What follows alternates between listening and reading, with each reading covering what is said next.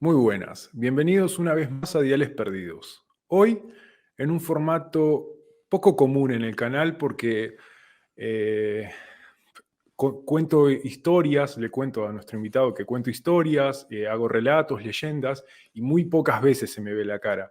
Pero bueno, hoy tengo un invitado que no sé, tenía la sensación, no lo conozco, lo estoy conociendo ahora mismo y tenía la sensación, tuve el pálpito, tengo que contactarme con esta persona, dije. Y me contacté y aquí está. Estoy hablando de Alberto Hernández, es el escritor de Leyendas de Zamora, la provincia donde estoy viviendo. eh, y nada, tuve esta sensación, este pálpito y bueno, aquí está él. Así que muy buenas, Alberto. Muy buenas, bien hallado. Pues muchas gracias por invitarme a Diales Perdidos. Para mí es todo un placer hablar de estas cosas que tanto nos gustan, ¿no? Claro, claro. Por favor, presentate, decinos quién sos, qué haces. Pues bueno, soy Alberto Hernández, soy toresano, nací y vivo en Toro, en la provincia de Zamora. Tengo 33 años y soy un apasionado del mundo del misterio y con todo lo que eso conlleva y sobre todo dentro de ese mundo del misterio, de esa cultura del oculto, ¿no? Porque ya podemos hablar de ese término que quieren acuñar algunos como Javier Sierra, de la ocultura, ¿no? La cultura del oculto. Pues me interesa mucho el folclore, las tradiciones, los mitos, las leyendas de todos los lugares, ¿no? Especialmente, bueno, de España, ¿no? Y de los lugares que están más cercanos a nosotros, pues mucho más.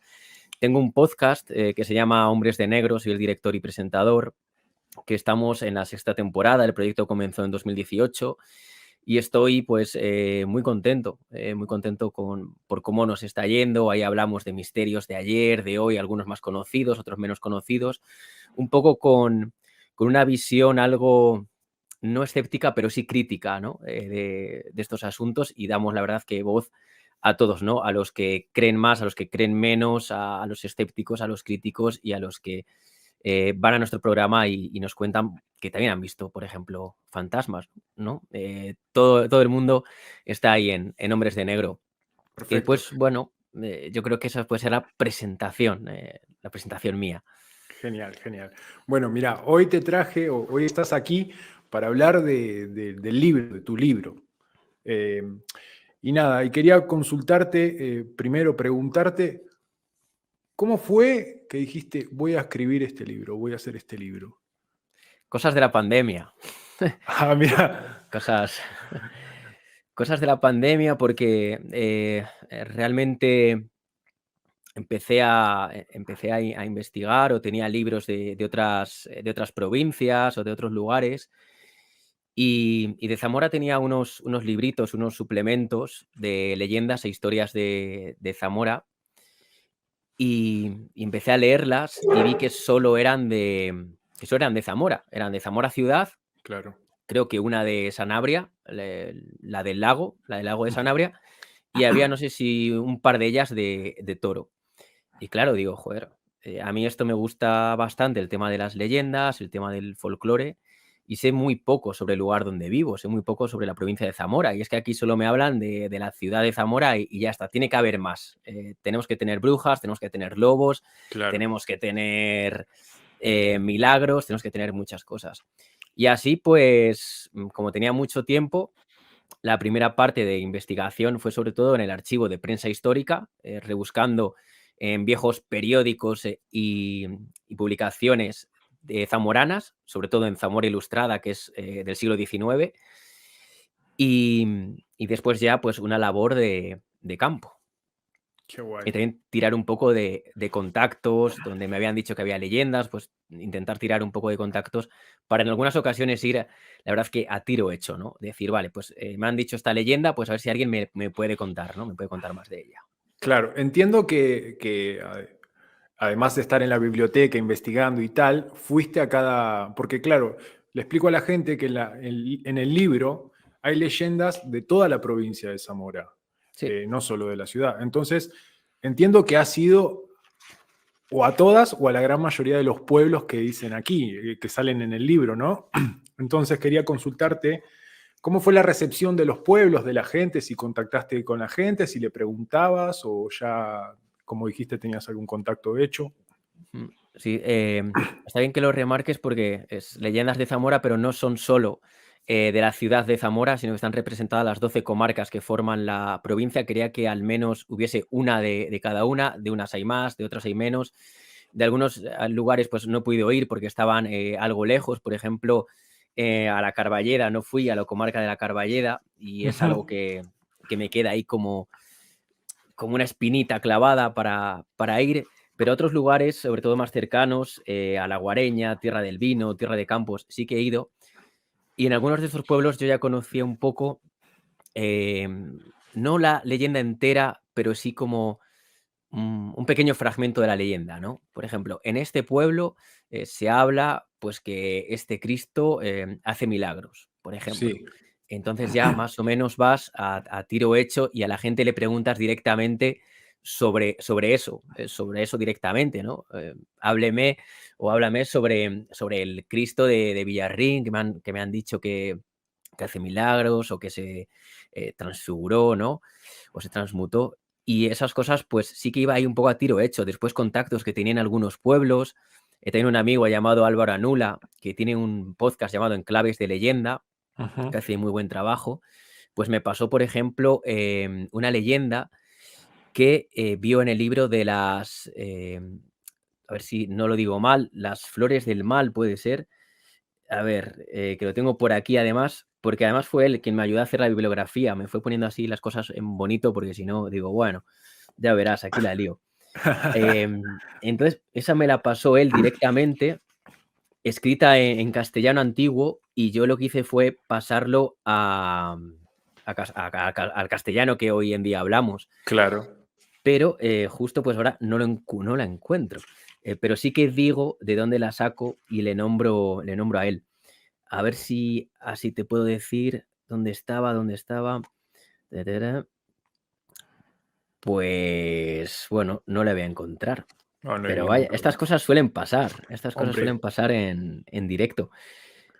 Pero me la dijo en las visiones de Costilla, de Fuentes de Ropel, del pueblo ajá. de Fuentes de Ropel. Esa me la pasó Álvaro Anula y ahí ya no tuve que investigar, ya no fui, él la había encontrado, ya había sido, era una leyenda que ya la habían recogido y por lo tanto, pues lo que hice fue pasarla a castellano, ¿no? Vale. Y la mayoría de Zamora aparecen en Zamora Ilustrada, ¿vale? Y yo el libro que tenía, los libritos esos que he dicho antes, que tenía de leyendas, también esas leyendas aparecían en Zamora Ilustrada. Y lo que hice fue no coger ninguna de esas, que ya habían sido publicadas, digo, porque es que para qué leerlas una segunda vez. Solo repito la de la cabeza en la ventana de la catedral y de ahí sí que cogí algunas, pero no las copié y pegué directamente, sino que le di un poco de contexto, lo puse con mis palabras, si había estado por allí pues hice fotos, un poquito de eso. Entonces ninguna está copiada y pegada de las que he encontrado, ¿no? Ajá, muy bien, muy bien. Y en todo este camino, en todo este proceso que hiciste al hacer el libro, ¿hay alguna leyenda que te haya gustado más o que te haya tocado no sé, el corazón? Me imagino que las de Toro, las de tu... Sí, es que sobre todo las de Toro lo que tienen es que son muy religiosas. Sí, Son muy religiosas, son del Cristo de las Batallas, que es uno de los patronos de Toro, me o son encantó de esa, ¿eh? monjas.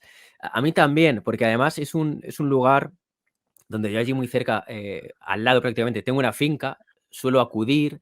El primer año que el Cristo de las Batallas volvió a salir en procesión, después de la pandemia, acudí allí a la ermita, había Sí. personas llorando, incluso.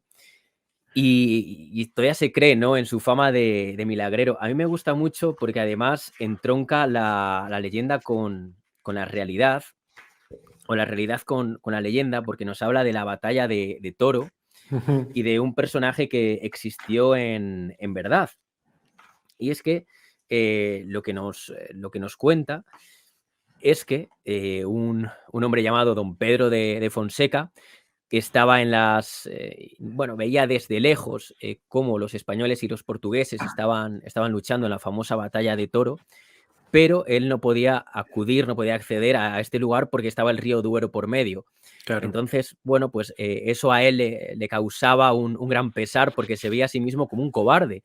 Decir, joder, estoy viendo aquí a mis amigos o a mis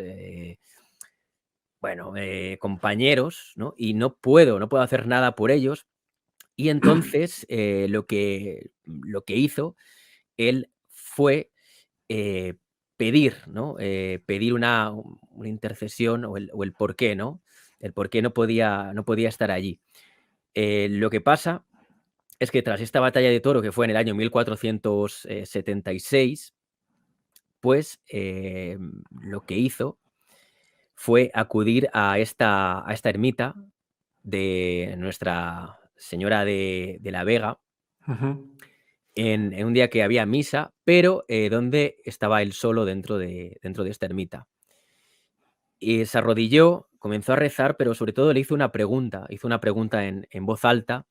Dijo: Señor, ilumíname, si no quieres que me vuelva loco, que las sombras de este misterio desaparezcan. ¿Cómo es posible que durante la batalla de Toro pude estar y no estar en ella? Don Pedro de Fonseca se refería a cómo era posible que hubiese podido estar en dos sitios a la En la vez. vez. Cómo había podido estar en esa batalla de Toro y a la vez no haber estado porque él estaba más allá del río Duero y no lo podía bordear. En ese momento, cuando hace esta pregunta, hay una luz muy intensa dentro de la ermita que prácticamente, bueno, sí, le ciega en ese momento, este resplandor, y hay una voz que es sobrehumana, pero que es muy dulce a la vez, es muy cálida, es decir, no es nada grave, no da miedo, sino que es muy cálida, y se presenta como el patrono de Toro, como el Cristo de las batallas, y le dice, resumiendo mucho, que él había tomado su figura, su vestimenta, su caballo,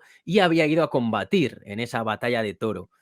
Entonces, claro, imagínate, cuando don Pedro de Fonseca escucha esto del patrono de Toro, del mismísimo Cristo de las batallas, que había luchado por él, que había tomado su figura, pues se queda un poco mareado, un poco groggy en ese momento, porque no sabe cómo reaccionar, sufre un pequeño desmayo, sale de la ermita todavía sin estar bien, ¿no? Sin estar en su sino, aturdido todavía, prácticamente en éxtasis con todo esto que le había pasado. Claro. Y lo Básicamente que... había entrado en trance. Sí, sí, había entrado en trance, se había hasta desmayado, ¿no? Claro. Por esto, por este éxtasis. Y después de pensar lo que le había pasado, pues decidió consagrar su vida ya al Cristo de las batallas y también a Isabel I de Castilla. Y es más, dio su vida por ella, don Pedro de Fonseca, porque murió durante el cerco de Granada asaltando una almena del castillo. Allí encontró su muerte, entonces cumplió, ¿no? Cumplió con esa promesa que le había hecho al Cristo de las batallas de encomendarse a él mismo y a Isabel I de Castilla. Y tengo que decir que tiene fama de milagrero este Cristo. Tú si vas por allí, bueno, hace años había exvotos, ¿no? Tú entrabas y veías exvotos que había dejado la gente de sus enfermedades y que habían sido curados. Ahora ya no se pueden ver, no sé dónde están, eh, porque ha habido reformas en la ermita, entonces se llevaron todos, no hay nada, no queda nada. Pero fuera, en la fachada, y bueno, solo una foto en el libro, hay gente que escribe, incluso con pintura o lapiceros, en, en la fachada, pidiendo pues por sus hijos, por sus nietos, que tengan salud, que encuentre un marido, que encuentre una mujer, que sea una buena esposa, eh, por, por, sus, por sus padres. Pues la gente sigue creyendo en ese poder que tiene el Cristo de las batallas, en que pueda obrar milagros. Tengo que decirte, para acabar, que en el año 1828 se habla de un milagro a una vecina de Tagarabuena. Tagarabuena antes era un pueblo, está a 3 kilómetros de Toro. Y antes era un pueblo, pero ahora es considerado un barrio, porque están unidos ya, Toro Claro. y Tagarabuena. Bueno, pues allí había una niña, una joven, que estaba muy enferma, que ya prácticamente estaba desahuciada, que los médicos no sabían qué hacer con ella. Ya prácticamente le habían dicho a su madre que se despidiera, que no se iba a curar. Y lo que hizo la madre fue pedirle al Cristo de las batallas que curase a su hija. Y esta mujer es Benita Alonso, tenemos nombre y apellido, se recuperó esta joven se recuperó, sanó. Y en una de las iglesias de Toro hay un cuadro, o hasta hace poco había un cuadro, donde como exvoto aparece este milagro, el de Ostras. Benita Alonso. Y yo tengo que contar que, que yo últimamente sí que he acudido a esta ermita y sí que he escrito en su fachada con lapicero, ¿vale? No con pintura, que si no está muy mal hacer eso, pero sí pues pidiendo por la salud de algún familiar. Y aunque quizás no sea súper creyente, ¿no? Sea uno de esos católicos no practicantes, pues el Cristo de las batallas para mí sí que significa otra cosa, ¿no? Puedo creer más en él que, que en otras cosas y en esa fama de milagrero. Así que también en primera persona, ¿no? Sí, la verdad que a mí también esa leyenda me gustó mucho, ¿eh? Sí. Y Sí, puede ser que vi la imagen porque, ¿cómo se llama? En el libro mismo pones los códigos QR, sí, donde entonces creo que está ahí la sí. imagen y la verdad que me gustó mucho. Y ahora te voy a pedir, por favor, si te acordás y nos podés relatar a nosotros la leyenda que en particular a mí me gustó mucho y que no la sé, o sea, hasta que la leí, que no la sabía, y me impresiona sobre la serpiente gigante que hay enroscada en la ermita en Zamora, ¿puede ser? Si te As- acordás, sí, está en una iglesia en una iglesia, perdón. muy pequeña que está casi en el centro de Zamora y está entre pisos. Ajá, Está metida entre pisos. Entonces es muy difícil que te fijes en ella porque pasas de largo y no te fijas. Y esta de la serpiente gigante, pues la tengo más o menos, sí que la recuerdo, pero tiene lugar en un bosque que es el de, que es el de Valorio. Y un bosque de Valorio que además fue incluso cementerio, pero hace muchísimos años, pero muchos, hace cientos de años fue cementerio. He pasado muchas tardes allí en Valorio, porque hay un campo de fútbol y entreno, y bueno, tengo el claro. sitio muy, muy ojeado. Y bueno, se cuenta que había una niña que era asustada por su hermana mayor, que le decía que había un cocodrilo en una ermita que estaba colgado allí. Entonces, por cierto, esto me lo contaron, esta me la contaron. Esta parte que te estoy diciendo, de Sí, esta niña asustada por su hermana mayor, que le dijo que cerca del colegio al que iba ella, pues había un cocodrilo gigante en el campanario, en la ermita, pues esto me lo contaron. Entonces, la madre de la niña le habló con ella y dijo: "Tú tranquila, que no vas a ver a ese cocodrilo, pero vas a ver otra cosa". Entonces las 2 fueron a la iglesia del Carmen, abrieron la puerta de madera y en el techo había algo, y no era un cocodrilo, realmente no era un cocodrilo, sino que era una culebra supergrande, era tremenda esa culebra que la boca le llegaba incluso a morderse la la cola. cola. Sí, se enroscaba. Entonces, bueno, no era un cocodrilo que te pudiese dar miedo, pero sí una serpiente que te podía dar muchísimo miedo, yo Claro. creo, más que un cocodrilo. Y bueno, ¿y cómo llegó esta serpiente a este lugar? Pues se cuenta que un pastor que solía cuidar a sus ovejas cerca del bosque de Valorio, precisamente, pues se encontró con una culebra, pero en vez de asustarse, como podía hacer otra persona, o matarla directamente, pues le cogió cariño y la empezó a cuidar desde que era pequeña, dándole leche. Entonces, bueno, pues había una gran complicidad entre ellos y cada vez que el pastor silbaba, pues la serpiente iba a su encuentro y bueno, eran como una especie de amigos.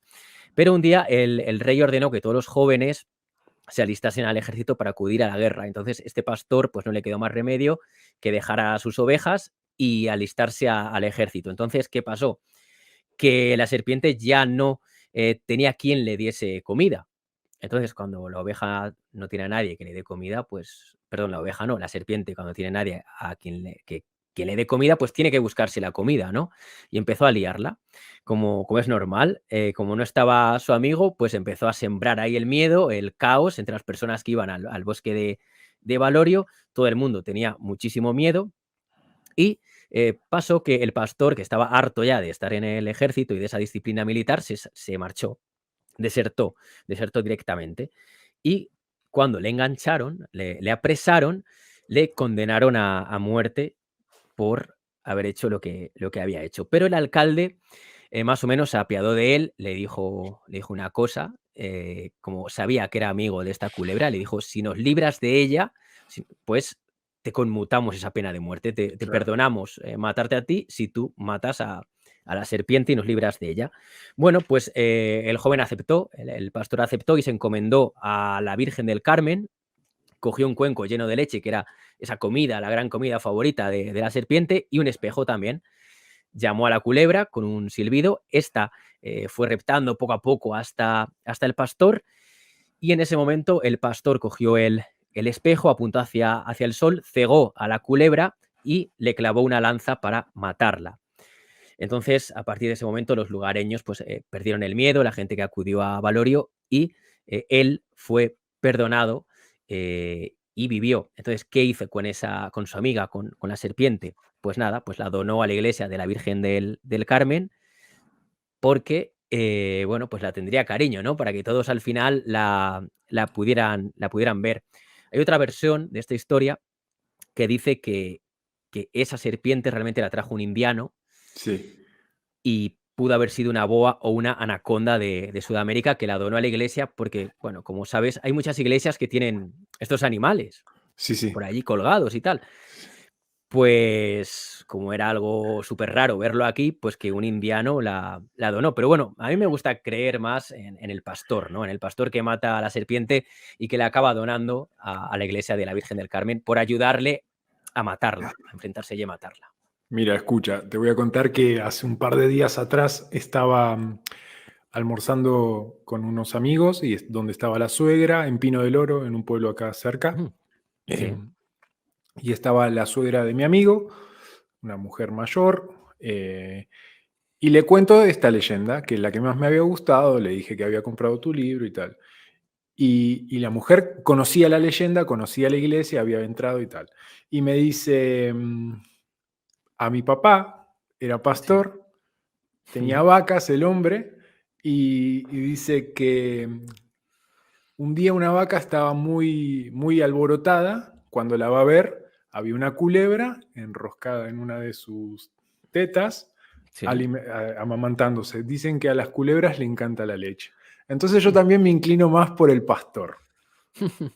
Claro, sí, sí, sí. Yo por lo menos y a mí me gusta creerlo, y me gusta pensarlo, ¿no? Que pudo haber sido esto. F hay algo en común, ¿no? En la historia que te contaron, ¿no? En El Pino de Oro, Sí, con sí, sí, esta sí. casi. Sí, sí, sí. Sí. La verdad que ya me gustó y cuando me contaron esta dije, ostras. Y la verdad que me encantó. Y ahora Sí. no quiero dejar pasar por alto algo. Sé que fuiste al Castro de Alcañices, el pueblo vecino al mío. S La del a sa pueblo a sal sí, a Salto de Castro. al Salto de Castro. Fui allí, fui allí. Fui allí con mi hermano José, también compañero de correrías. Lo que cuento en el libro es lo que nosotros vivimos y lo que me contaron, porque para esta especie de es una leyenda un poco rara, ¿no? Es una leyenda Sí, del sí, siglo sí, sí. XXI. Sí, la verdad. Entonces lo que hice fue pedir a gente que había estado allí que me contase lo que habían sentido en este lugar. Y Claro. yo lo reflejé en el libro. Y dentro de poco tengo pensado, porque he estado mirando antes, tengo vídeos grabados en Salto de Castro, tengo Ajá. contenido grabado allí y lo tengo que subir ese contenido. Perfecto.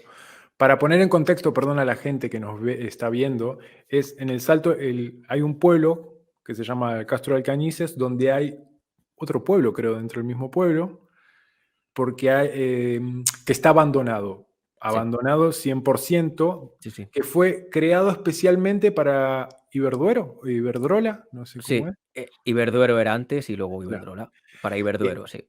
que crearon una represa, la represa del Salto de Castro, ¿no? Sí, En- eso es. Entonces, se hizo la obra y el pueblo quedó abandonado. Bueno, y a raíz de eso, no sé, ¿me podés poner vos mejor en contexto? ¿Cuánto tiempo pasó de esto ya, si te acordás? Pues, bueno, hicieron esta presa y hicieron un poblado para la gente que trabajaba en esa presa, ¿no? Entonces había un Exactamente. colegio, había un cuartel de la Guardia Civil, había una especie de hotel, hay unas cuantas viviendas que la mayoría son todas iguales, hay un parque también que se puede ver, un poco allá en mal estado. Sí, Y sí. cuando los controles comenzaron a automatizarse y ya no necesitaban que la gente estuviese allí, pues entonces la gente se marchó y quedó abandonado al 100%. Es un pueblo además que está en un sitio maravilloso, con unas vistas tremendas, el paisaje es increíble, muy, muy raro para Zamora, diría yo, es muy bonito ese paisaje. Y creo, si no recuerdo mal, que fue más o menos en el año 89 Claro. o algo así, cuando queda abandonado este pueblo. ¿Qué es lo que pasa en Soto de Castro? Lo que hicieron mal y Verduero, para mí, pues dejaron todo abierto. Se marcharon y dejaron todo abierto. Es Claro. decir, no tapiaron ventanas, no taparon puertas, no tapiaron puertas, no hicieron nada. Entonces, con el paso del tiempo, la gente ha ido por allí y al ver un lugar abandonado ha ido destrozando todo lo que había. Exactamente. Ventanas, puertas, agujeros en las paredes, pintando con grafitis todo. Claro, el sitio ahora también está mal porque con las lluvias, el tiempo, hay zonas pues que se han caído o el tejado caído y es peligroso entrar en él.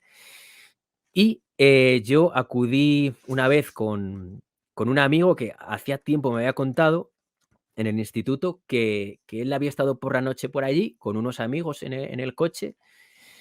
Bueno, me contó que se podía entrar a todas las casas, que era un pueblo abandonado y que habían notado unas presencias por allí. Habían sentido como que había gente correteando por los tejados, con unas sombras que corretean por los tejados. Y yo me quedé sorprendido con lo que me había contado, pero no fui en ese momento, sino que fui unos años después con él y con otro amigo. Estuvimos allí por la tarde, vimos el pueblo un poquito de esa manera, me marché y cuando volví a ir con mi hermano, sí que vimos de arriba abajo todo el pueblo. Subimos hasta la piscina, hasta el frontón, bajamos hasta unas huertas que había, es decir, no dejamos ni un milímetro sin recorrer de Salto de Castro. Y la verdad es que yo tengo que decir que sí que hay veces que te sientes observado en ese lugar, no nos pasó nada extraño, sí que nos recibió una ventana con el viento, ¿no? Sí. Pegando la ventana y ahí dices, uy, joder, ¿qué pasa aquí? Pero luego te sientes observado porque crees que es el sitio perfecto para alguien que esté huyendo de algo Claro. y quiera esconderse. Y lo peor de estos sitios que están abandonados es encontrarte con alguien, porque ellos no saben qué quieres tú, qué vas a hacer tú, y tú no sabes lo que quieren ellos, lo que van a hacer Claro. ellos. Entonces ahí es un poco peligroso. Cuando fuimos, no nos encontramos a nadie viviendo allí, sí que había gente viendo el poblado, pero sí que notas como una sensación de que te están observando, porque además vas por algunas estancias y había como, por ejemplo, primero A y el nombre, primero B, el nombre, como que había alguien allí viviendo o que había vivido gente allí y que se habían repartido las zonas, Claro. como si fueran pisos entre comillas. Y además había una zona en la que había una persiana nueva, puesta nueva, Ostras. de obra, que eso no estaba allí cuando se abandonó en el año 89. Entonces dices, Claro. joder, pues hay alguien que ha estado aquí y ha intentado hacer obra y ha intentado vivir de alguna manera. Y, y después, bueno, pues esas pintadas que hay un poco, ya sabes, ¿no? Los pentagramas y estas cosas de intentar invocar al demonio, la gente.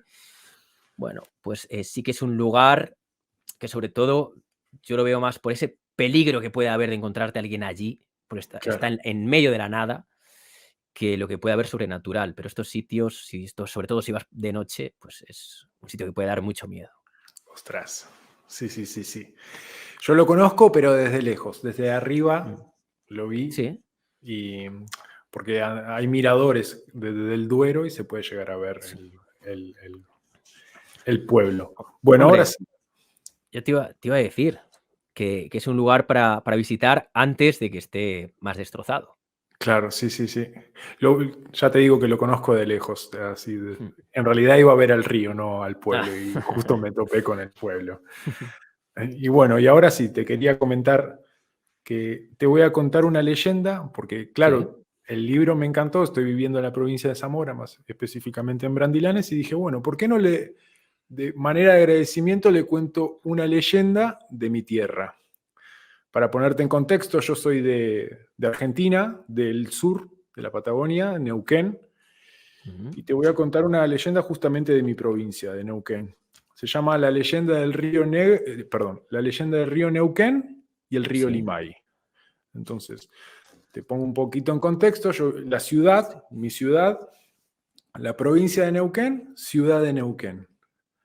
En la ciudad de Neuquén, por los costados le pasan dos ríos, el río Neuquén y el río Limay. Y se unen en una confluencia y hacen el río Negro. Y esto tiene una leyenda. Resulta, bueno, en esta zona están los pueblos mapuches. Entonces, sí. Neuquén era un joven hijo de un cacique. Y Limay era su amigo, muy amigo, hijo de otro cacique. Pasaban las tardes juntos por bosques, jugaban, ya empezaron a crecer, se hicieron adolescentes y se fijaron los dos en una misma chica, en una misma mujer. Raigüe. Raigüe significa en Mapudungun flor nueva. Neuquén significa en Mapudungun río correntoso, río turbulento. Y Limay, transparente. Entonces, ellos son muy amigos, pero se fijaron en la misma mujer y bueno, hubo una pequeña disputa. Entonces, las machis, que serían dentro del pueblo mapuche, las machis son las mujeres sabias, como un gurú, el sabio, entonces al que se le va a consultar, ¿no? Sí. Entonces, la machi, el gurú, esta mujer sabia, le dijo, ¿qué es lo que más le gusta a Raigüe? Y ella dice, ella tiene el deseo de escuchar el sonido del mar. Entonces, bueno, hagamos una competencia, dijo. El que primero llegue al mar y le traiga un caracol, una caracola a Raigüe y pueda oír el sonido del mar, se casará con ella, se unirá con ella. Dijeron, bueno, acepto. Neuquén y Limay aceptaron. Pero ¿cómo lo hicieron? Acudieron a sus dioses, a los dioses mapuches, y estos le otorgaron el poder de transformarse en ríos. Entonces, el río Neuquén, que ahora era un río, empezaba desde el norte de la provincia, atravesando el bosque de arrayanes, árboles. Un arrayán es un árbol autóctono de mi pueblo, de mi provincia, y Limay desde el sur, atravesando montañas y valles, para llegar al mar, al océano Atlántico, y traerle una caracola a esta doncella, Raigüe. Comenzó la competición, empezaron a viajar, pero bueno, siempre hay algo en esta leyenda, un poco de malicia, que es el espíritu del viento. El espíritu del viento también se había fijado en Raigüe. Pero Raigüe solo tenía ojos para ellos dos, para Neuquén y Limay. Entonces, el viento, celoso y envidioso, le empezó a susurrar cosas en el oído a Raigüe. Le decía que Limay y Neuquén no iban a volver. Hasta le llegó a decir que habían muerto, pero ella seguía esperando. Pero el viento le seguía susurrando. Le susurró tanto que a la cuarta luna llena, Raigüe en un río se entregó al cosmos. Y entonces el viento viajó hasta donde estaba Limay y Neuquén, convertidos en río, porque todavía no habían llegado, y les contó lo que había pasado, que Raigüe había dejado su vida. Entonces estos dos seres, apenados y tristes, se fundieron en un solo brazo y en modo de luto crearon el río Negro. Esa es la leyenda de mi provincia, el río Neuquén y el río Limay. Pues la verdad es que es muy bonita, ¿eh? Es una leyenda trágica, Sí, sí. pero muy bonita además. Sí, sí, sí. Muy bonita. Sobre Estas todo, son... sí, Sí, perdón, dime. como al final, bueno, dos amigos, ¿no?, que estaban enfrentados, al final ante la desgracia, vuelven a estar unidos como estaban antes. Sí, sí, sí. Sí, Son leyendas, esta leyenda prácticamente te la enseña, a mí me la enseñaron en la escuela, yo prácticamente tengo tu misma edad, tengo 33 años y la conozco desde que soy chico y la verdad que contarla a ti también me llena un poco de orgullo y me gusta. Está muy bien, la verdad es que no la conocía, está claro. Y me ha gustado, me ha gustado. Bueno, muy bien. Es muy bonita. ¿Qué te parece, Alberto, ya para ir finalizando, si nos querés contar qué haces en Hombres de Negro y si tenés algún proyecto, algún otro libro futuro?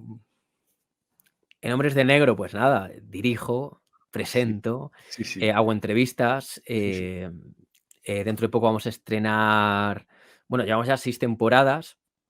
Son programas semanales que duran 1 hora y cuarto, 1 hora y 20, por ahí. Hablamos un poco de todo. Hemos hablado últimamente de Nessie, por ejemplo, a la caza de Nessie hemos ido. Antes hemos ido a la caza del Yeti. Mm. También hablamos sobre transcomunicación, psicofonías. Quiero hacer un programa sobre psicoimágenes también, que es algo que me llama mucho la atención. Después tenemos distintas secciones de videojuegos, siempre relacionado con el terror o el misterio, cine de terror o misterio, leyendas virales, ¿no? Que son las nuevas leyendas del siglo XXI, las que surgen a través de Internet y tienen ese recorrido ese boom, ¿no? de una noticia y después casi quedan en nada, pero bueno, tenemos un compañero que las rastrea hasta su origen, hasta dónde sale hasta dónde llega esa leyenda. Y bien, además organizamos en Madrid unas charlas que queremos que sean unas 2 veces al año, charlas de Hombres de Negro, en un bar que hay allí que está muy bien, la Reina Lagarta Freak Show, donde pues diferentes invitados nos hablan de distintas cosas. Y en Poza de la Sal, en Burgos, que es muy bonito este pueblo, donde nació el gran Félix Rodríguez de la Fuente, pues Ostras. allí organizamos unas jornadas o una jornada de misterios y enigmas históricos. Y este año en agosto vamos a organizar la tercera. Va a ser el tercer año que las organizamos allí. Qué Así guay. que hacemos esas cositas y luego libros, sí.